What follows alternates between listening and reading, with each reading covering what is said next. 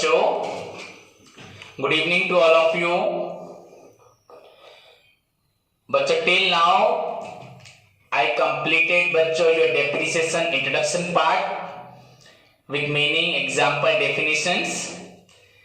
Then in last class बच्चों I discussed with you the characteristics of the term depreciation, in which बच्चों I wrote for you बच्चों 10 points and 11 points, in which बच्चों last one is the meaning. You may or may not write, that depends on you.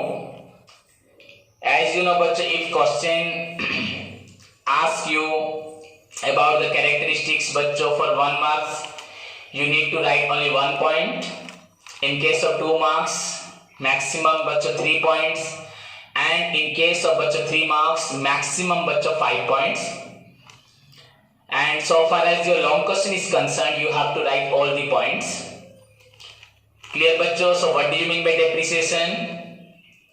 Hope सभी बच्चे घर पे इसको अच्छे से पढ़ के याद रखे होंगे. It's your duty how to बच्चों स्टडी करना रेगुलरली, हर एक पढ़ाई को याद करना. एनी डाउट्स मुझे पूछना. So before going to start the बच्चों next question of the today बच्चों, that is the objectives of definition. Very small question, 5 minutes से 10 मिनट्स में खत्म होगा. ऑब्जेक्टिव्स और needs of the term depreciation. I want to discuss the बच्चों the before class में जो हम लोगों ने पढ़ा था. So बच्चों, in last class I told you बच्चों the term depreciation is derived from the Latin word depretium, D and pretium, where D means बच्चों decline and बच्चों pretium means price. And बच्चों the combined word depretium stands for decline in the price of an asset in the modern context. Then I told you बच्चों the term depreciation is a chargeable revenue expenditure to the profit and loss account for the determination of exact profit and loss. It is nominal account in nature, so it appears on the debit side of profit and loss account. And again it deducts from the particular asset on asset side of balance sheet. Clear बच्चों? Then the term depreciation refers to the decrease in the value of fixed asset due to wear or tear or accident. But except बच्चों land and antiques, it is all about the बच्चों term depreciation.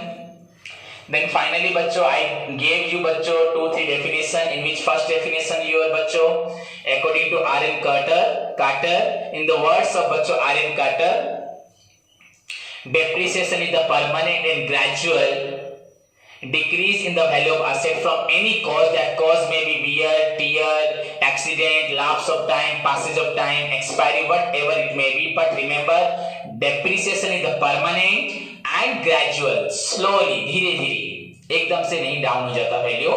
Depreciation is the permanent and gradual decrease in the value of an asset from any cause. Clear? Then I told you बच्चों another definition from the Chartered Institute of Management Accountant London, SEMA London, that says बच्चों depreciation is the permanent decrease in the value of an asset due to use and or lapse of time. Either you use the asset or the time is बच्चों lapsed, or both use and lapse of time. So depreciation is the permanent decrease in the value of an asset due to use and or lapse of time. It is the definition of the term बच्चों depreciation in the words of आपका SEMA London, the Chartered Institute of Management Accountant London, UK, United Kingdom. And one more definition बच्चों I provide you in your note. You can follow that definition also, very simple. Clear बच्चों? आप देख लेना, आपको जो पसंद है उसको याद रखना. इफ आपको कोई याद नहीं रहता तो you can write simply बच्चों depreciation may be defined as, in case of question ask you about the term definition of the depreciation, then you can simply write बच्चों depreciation may be defined as the permanent and gradual decrease in the value of an asset due to wear, tear or accident. और आप कुछ भी लिख सकते हो, तो may be defined as लिखा ना. क्लियर? सो बट वहां पे कोई नेम मेंशन मत करना. नाउ बच्चों उसके बाद मैंने आई टोल्ड यू बच्चों अबाउट एग्जांपल था and finally I taught you बच्चों characteristics. Depreciation is a non cash expenditure या item. It may be physical और functional. It is always charged only on fixed asset. It is the process of allocation of cost, not the valuation of fixed asset. It is a nominal account by nature. It appears on the debit side of profit and loss account and deducts from the particular assets on asset side of balance sheet. But it is always charged in a systematic manner. It is once charged cannot be recouped after the total depreciation amount doesn't exceed the depreciable value, and the calculation of depreciation doesn't affected by the fluctuation in market price. And you can also write बच्चों meaning the depreciation is the permanent decline in the value of an asset due to use wear tear. जो लिखने लिख देना बच्चों. इधर ध्यान करो सभी स्टूडेंट्स, कैसे मैं बोल रहा हूं आपको मुझसे अच्छे तरीके से और भी मुझसे बेस्ट तरीके से याद रखना है. Depreciation is a non-cash item. Depreciation may be physical or functional. Depreciation बच्चों is charged only on fixed asset. It is the process of allocation of cost, not the valuation of fixed asset. बच्चों it is a nominal account by nature. It appears on the debit side of profit and loss account and deducts from the particular assets on asset side of balance sheet. It is always charged in a systematic manner. It is once charged cannot be recouped after depreciation amount. Total depreciation amount doesn't exceed the depreciable value. And finally बच्चों I told you the calculation of depreciation doesn't affected by the fluctuation in market price. And you can also write along with these 10 points, you can write also the meaning of the term depreciation. So this is all about the bachcho depreciation, introduction, meaning, definition and the characteristic that I taught you in the previous class. Today I am going to bachcho discuss the importance of the depreciation, needs of the depreciation or objectives of the depreciation. Whatever may be the question asked you about the needs of the depreciation, importance of the depreciation, advantages of the depreciation or objective of the depreciation, you can write. You will write only bachcho same thing. Here I do not say you बच्चों मैं ऐसा नहीं बोल रहा. I am not saying you बच्चों that objective and importance are same, but in this case if question बच्चों is about the depreciation, आपका objective, needs, advantages, importance, so you can write the same thing. Okay, and आपको ये सब मालूम ही है. Already I discussed with you the objective, the importance, the needs of the depreciation while I discussed you बच्चों number of example and आपका introduction part में मैंने आपको ये सब बता दिया था. So anyway बच्चों very simple question in exam you will get बच्चों write any two objectives या two needs या three needs of the term depreciation.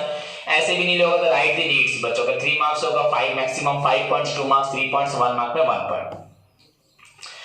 So carefully don't move here and there. पूरा focus दो, class end होने तक मुझे सुनो. I will repeat the same thing बच्चों जो कर रहा हूँ फिर से बताऊंगा next class में, फिर से बताऊंगा. hope किसी को भी doubt नहीं रहेगा. So बच्चों the first objective of the depreciation या first need of the depreciation, importance of the depreciation जो भी बोल सकते हो. अगर आपको objective लिखना है तो कैसे लिखोगे, need से importance लिखना है तो कैसे लिखोगे. Okay बच्चों, तो फर्स्ट बच्चों में नीड या इंपॉर्टेंस बोलता हूं. It helps in determining the exact profit. बच्चों एग्जैक्ट प्रॉफिट निकालने में हेल्प करता है. डेप्रिसिएशन नहीं तो हमें मालूम नहीं पड़ता एग्जैक्ट प्रॉफिट हुआ कि लॉस हुआ. So it helps in determination of true profit and loss. Exact profit, true profit, net profit same thing है. So it helps in the determination of true profit और loss. It helps in the बच्चों determination of true value of assets. आपका assets का value कितना है.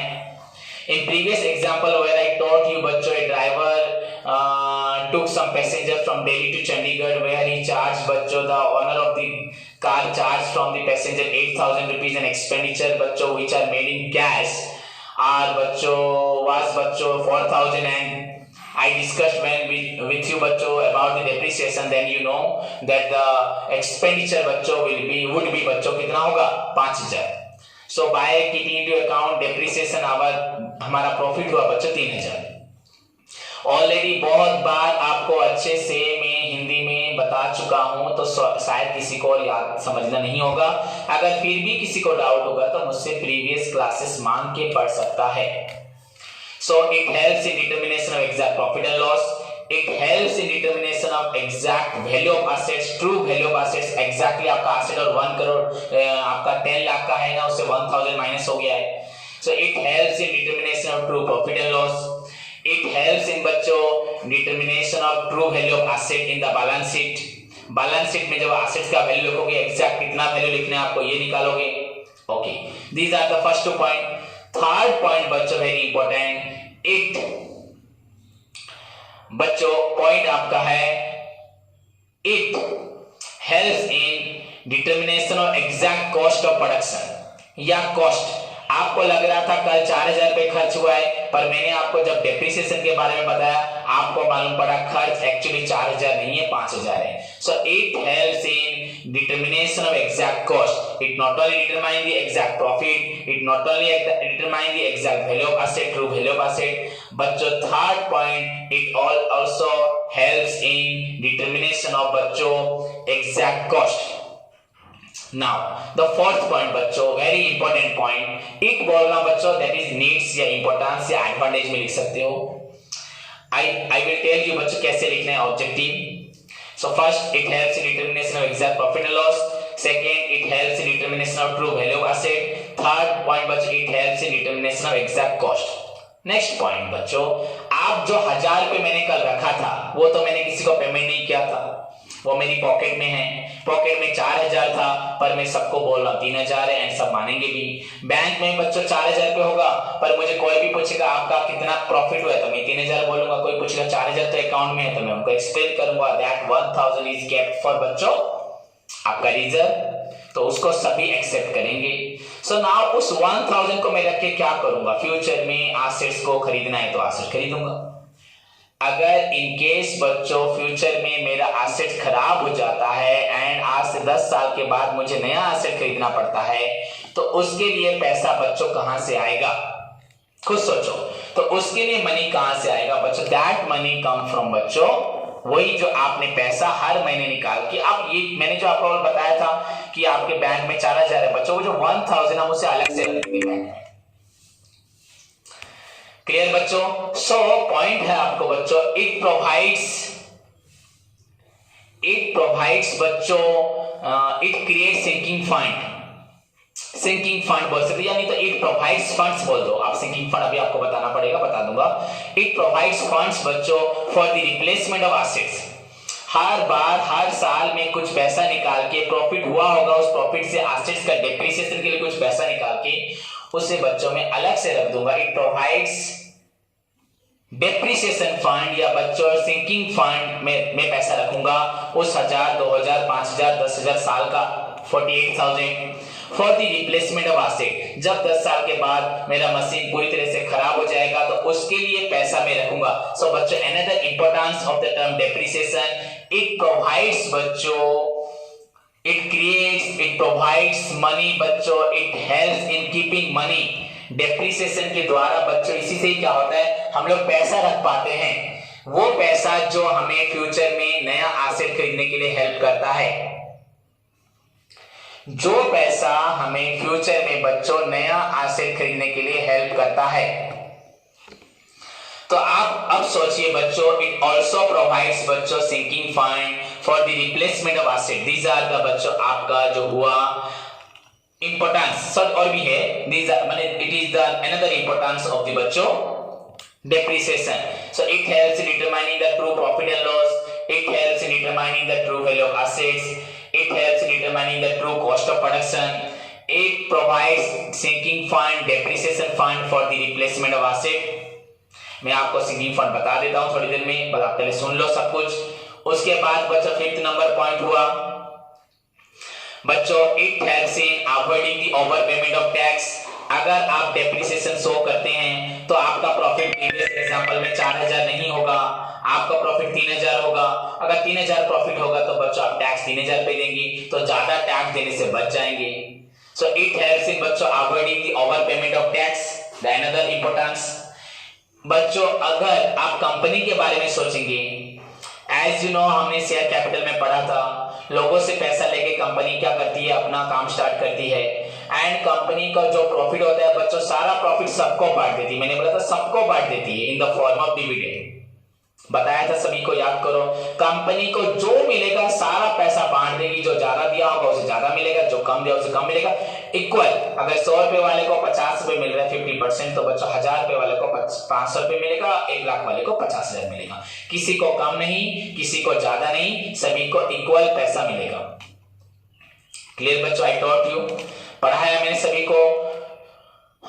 तो बच्चों यहाँ पे कंपनी में क्या होता है, तो अगर जितना प्रॉफिट हुआ, अगर सारे प्रॉफिट में से अगर डेप्रिसिएशन के लिए पैसा नहीं देंगे एंड सारा अगर मेरा 50 करोड़ प्रॉफिट हुआ, मेरे को मालूम पड़ा मेरे सारे मशीनरी प्लांट सब डेप्रिसिएट हो रहे हैं, कल लगभग 5 करोड़ का डेप्रिसिएशन हुआ है, तो 50 करोड़ में से तुमको 5 करोड़ रख देना चाहिए। आप लोग ये गलत है, कैसे गलत है? रखना चाहिए। जब मशीन खराब हो जाएगी, प्लांट खराब हो जाएगी, तुम लोग आप दोबारा पैसा दोगे? ये मशीन खराब होगी, आप लोग पैसा दो, आप लोग दोबारा पैसा दोगे? कभी नहीं दोगे। सो बच्चों अगर डेप्रिसिएशन ना रखूं, 50 करोड़ आप लोग को दे दूंगा, तो आप लोग का एक्स्ट्रा पैसा भी मिल जाएगा, आप लोग का खुशी है, आप लोग का बेनिफिट है। पर बच्चों कैसे बेनिफिट होगा? जब अगले साल मेरा मशीन काम नहीं करेगा, आपको 1 साल तो प्रॉफिट मिल गया, अगले साल जब मशीन काम नहीं करेगा एंड मेरे को मशीन को रिपेयर या नया मशीन आने के लिए पैसा जरूरत होगा, तो मेरे पास पैसा नहीं होगा।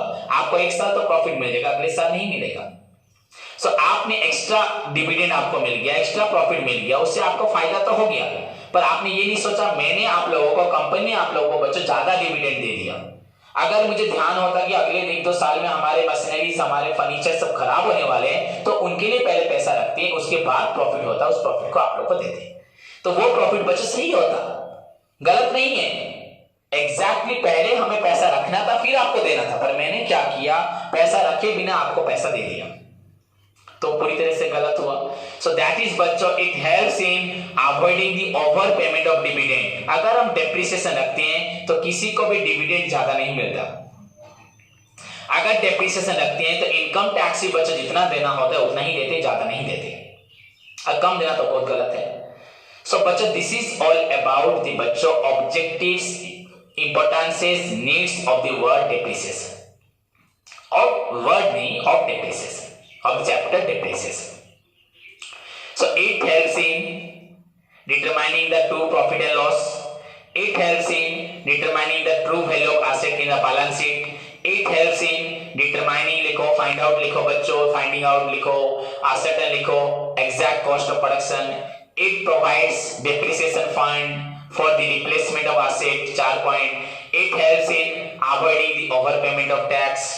It helps in avoiding the overpayment of dividend. आप लोगों को ज्यादा पैसा नहीं देना पड़ेगा, आपको जितना बच्चों तुम लोग जितना लोगे, आप लोग जितना लोगे मैं भी उतना ही लूंगा। अगर आपने 1 करोड़ लगाया, आपको मिल रहा है जितना पैसा, तो मेरे को 1 करोड़ का भी उतना मिलेगा। पर हम लोग पहले डेप्रिसिएशन के लिए पैसा रखेंगे, अपने एसेट्स के लिए पैसा रखेंगे जो खराब होने वाली है। क्लियर बच्चों? So this is all about the needs या इंपॉर्टेंस ऑफ डेप्रिसिएशन। अगर आपको कोई पूछे ऑब्जेक्टिव कैसे लिखोगे, सेम थिंग, पूरा सेम लिखना है, पर अब थोड़ा चेंज कर देना। टू इट हेल्प्स लिख रहे थे, to determine the true profit and loss, to find out the true value of asset in the balance sheet, to determine the exact cost of production, to बच्चों आपका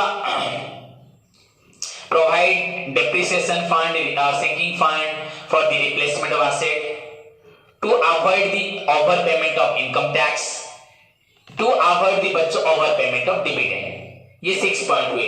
to find out true profit and loss, to find out true value of asset, to find out the exact cost of production, to provide depreciation बच्चों fund या sinking fund के लिए पैसा देना for the replacement of asset।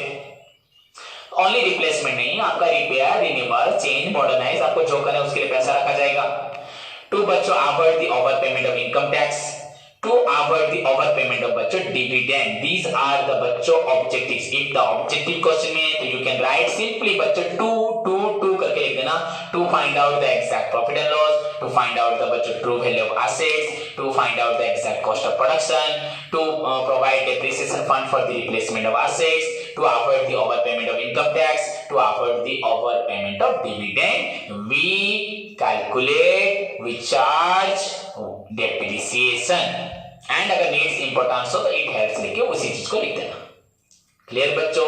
So this is your another very small and very important chapter so far as your exam question is concerned. Your council exam का जो question बनता है वहां पे most of the time you will find बच्चों आप लोग को मिलेगा, आप देखोगे प्रीवियस क्वेश्चन में बच्चों right the importance of depreciation, objectives of depreciation.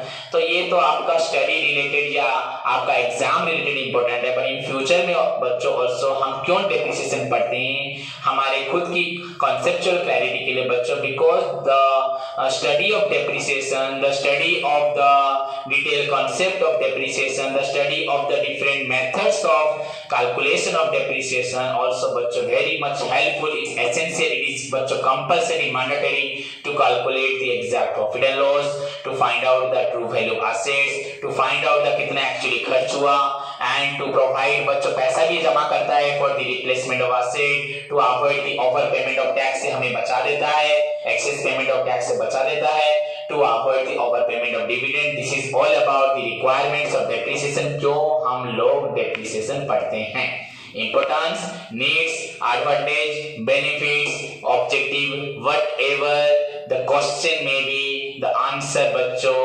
same 6 point. Okay, as per the marks बच्चों जैसे भी होगा, जितना मार्क होगा उतने पॉइंट्स आपको लिखने हैं, clear. So this is your second question after बच्चों feature, the object is very short. Now move to the बच्चों the third one, causes of depreciation. बच्चों कॉजेस हमने प्रीवियसली क्लास में while I discussed with you बच्चों characteristics of depreciation, I told you बच्चों characteristics में आप लोगों को मैंने बताया था डेप्रिसिएशन में भी फिजिकल और फंक्शनल।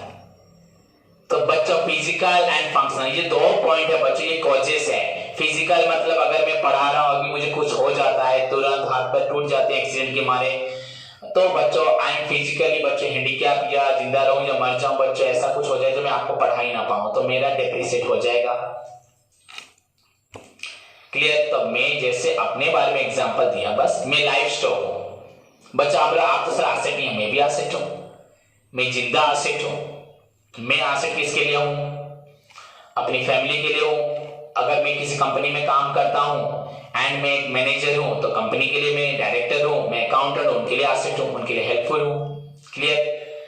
एंड बच्चों धीरे धीरे जब मैं ओल्ड हो जाऊंगा, धीरे धीरे मेरी एबिलिटी, मेरी एफिशिएंसी धीरे धीरे बच्चों कम होती जाएगी, and one day will come मुझे और काम करने से बच्चों अपने आप को दूर करना पड़ेगा, तब मेरे पास हाथ पैर नाक मुंह दिमाग सब कुछ होगा, जैसे हूं वैसे होगा, पर बच्चों में काम नहीं कर पाऊंगा, फंक्शनली बच्चों वीक हो जाऊंगा, या मेरा इंपॉर्टेंस तब नहीं रहेगा, मैं एफिशिएंटली काम नहीं कर पाऊंगा, बोल नहीं पाऊंगा, चिल्ला नहीं पाऊंगा, उस एनर्जी के साथ अपने आप को प्रेजेंट नहीं कर पाऊंगा, खड़ा नहीं कर पाऊंगा।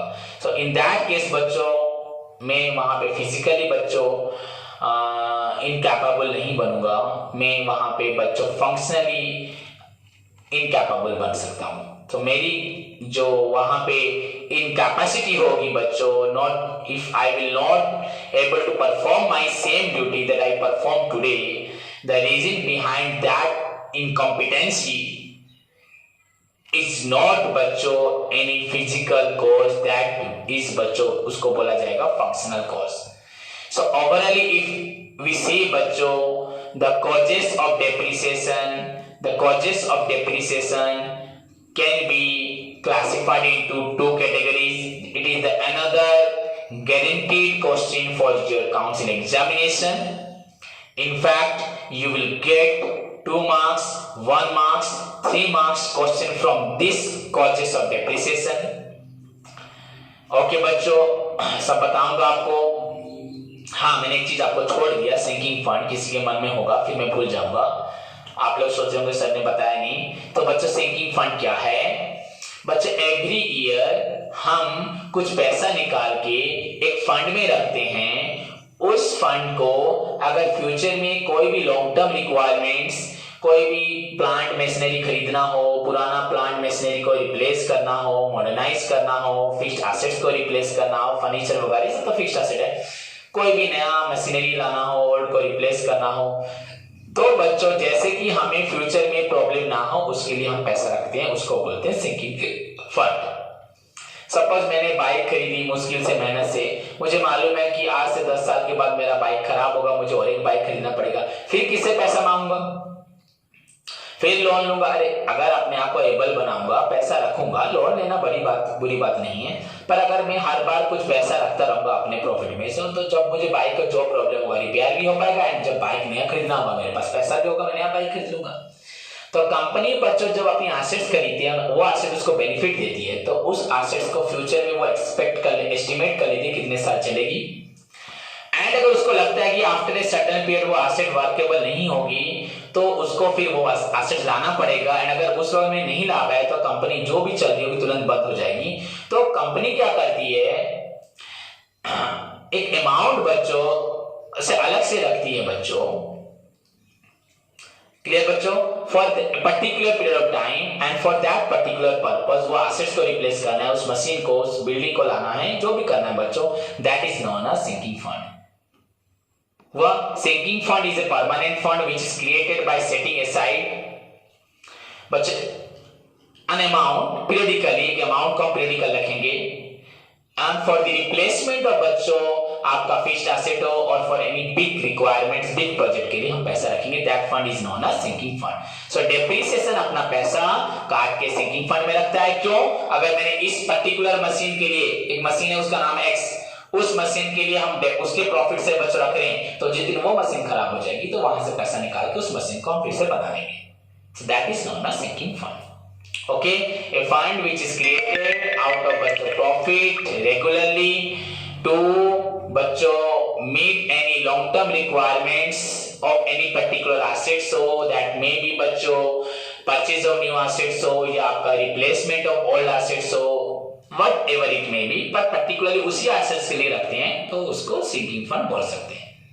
क्योंकि पर्टिकुलर ईयर के बाद वो मशीन खराब हो जाएगा, so you will create that fund बच्चों for that particular asset, that is known as sinking sinking fund। clear? so बच्चों समझ में आया?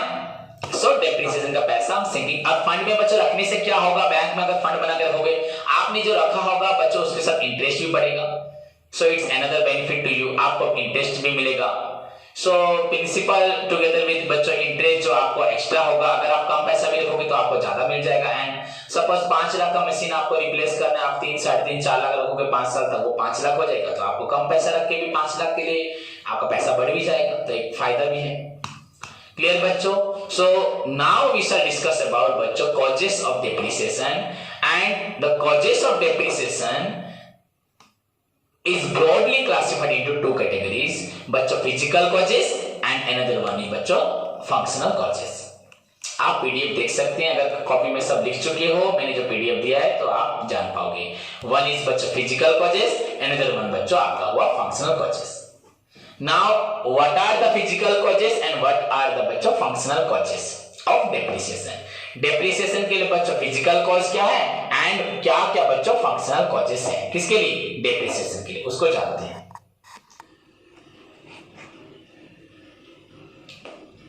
तो बच्चों नेक्स्ट क्वेश्चन है हमारा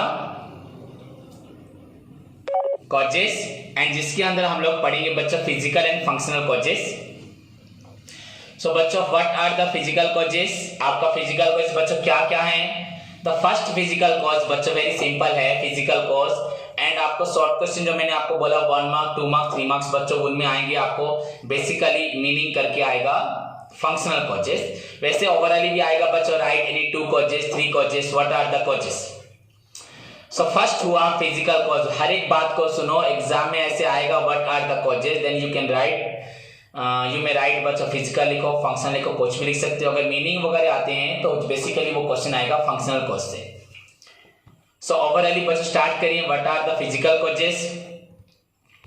तो फर्स्ट बच्चों फिजिकल कॉज हो रहा है बच्चों वियर टियर। वियर टियर आप सोचना मत हमने पढ़ा है, हाँ पढ़ा है पर ध्यान से सुनो फिर भी। सेकेंड हुआ बच्चों आपका destruction, wear tear destruction, and third हुआ बच्चों decay, DECAY, wear tear destruction decay, ये हुआ आपका तीनों फिजिकल कॉज। उसके बाद बच्चों फंक्शनल कॉजेस, क्या फंक्शनल कॉजेस बच्चों, आपका फंक्शनल कॉजेस हो रहा है obsolescence, inadequacy, effluxion of time, depletion and finally बच्चों exertion.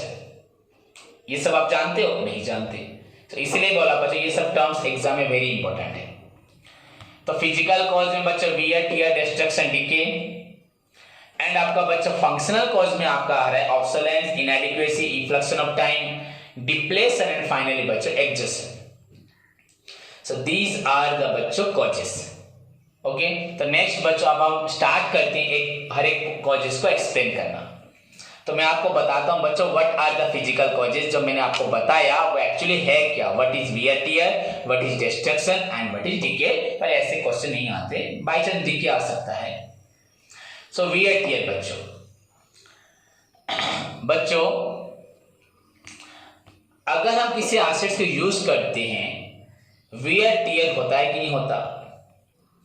The gradual decrease in the value of assets due to wear and tear is known as depreciation. आपको मालूम है the decrease in the value of assets, the diminishing in the value of asset, the reduction in the value of assets बच्चों due to wear and tear in use. हम use करते वक्त जो हम जब एसेट को यूज करते हैं, गाड़ी को चलाते हैं, वियर क्या पहनना, कपड़े को पहनना बोलते हैं, यूज करने को वियर, तो वियर करते वक्त टियर भी होता है, घिसता है बच्चों, टियर मतलब फाड़ना।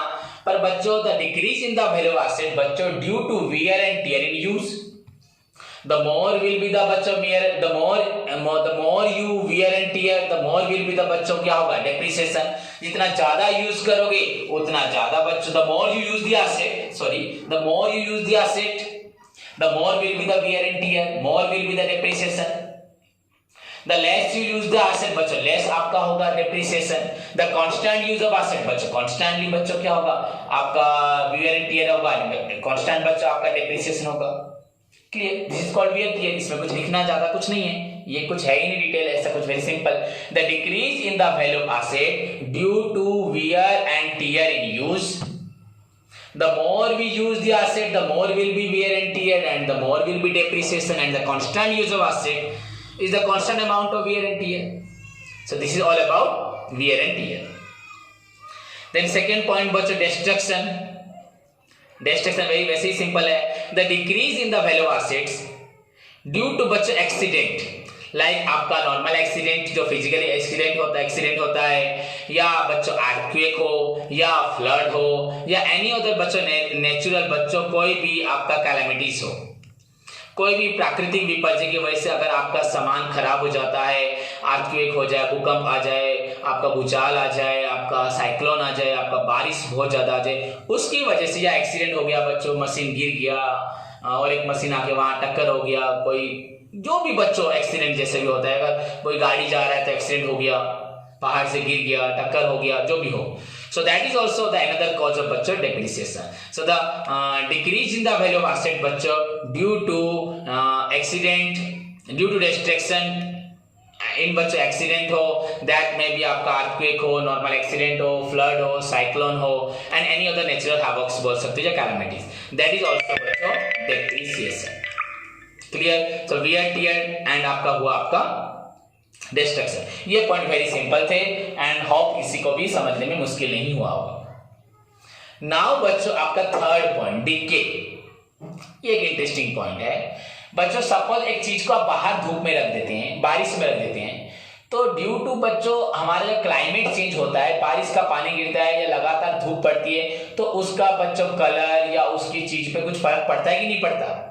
खराब हो जाएगी। अगर लोहे का चीज होगा बच्चों, अगर कलर वगैरह नहीं होगा तो उस पर रस्ट हो जाएगा, जंग खा जाएगा एंड उसका वैल्यू भी खराब हो जाएगा। एक जंग वाली चीज एक नई चीज में फर्क होता है।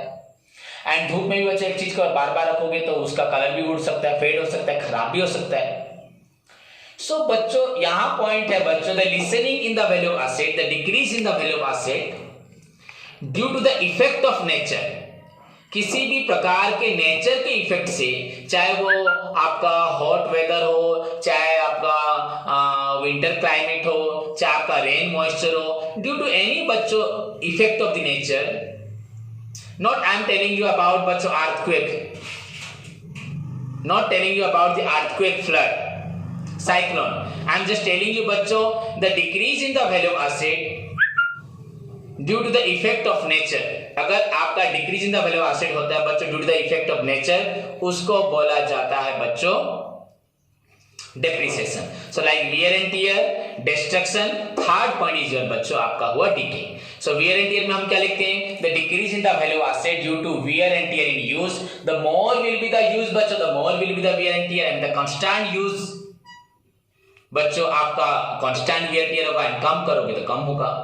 Similarly बच्चों destruction, the decrease in the value of asset due to बच्चों destruction in accident हो, earthquake हो, flood हो, cyclone हो, या कोई भी natural calamities हो, havocs हो, उसकी वजह से बच्चों आपका depreciation होता है। And finally बच्चों अभी बताया the lessening in the value of asset,